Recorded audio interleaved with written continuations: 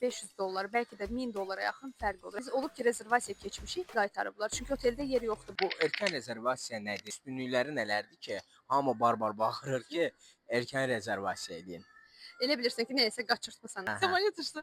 Əslində elə bir anlayış var. Erkən rezervasiya sənə nə qatır, nəyə görə faydalıdır? Münasib qiymətə səyahət paketləri götürürsüz, vaxtı qənaət etmiş olursunuz, rahat seçim imkanı sunur. Gəl bunu biraz açaq.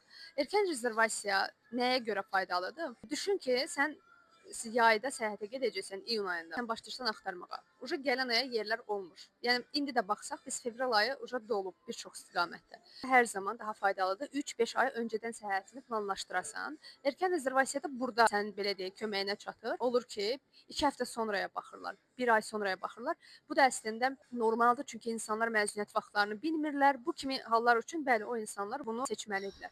Ancaq əgər vaxtın var, bilirsən məzuniyyətini, yaxşı olar ki, erkən rezervasiyadan faydalanasan, çünki sən əslində qazanırsan. Ödəmə imkanı rahat olur. Çünki ilkin müəyyən bir məbləğ ödənilir, qalanı sən hissə ödəyə bilərsən, uçuşa yaxın ödəyə bilərsən. Məlumatlar üçün çox sağ ol. Ümid edirəm ki, bütün səyahət sevərlərə bu işə yarayacaq.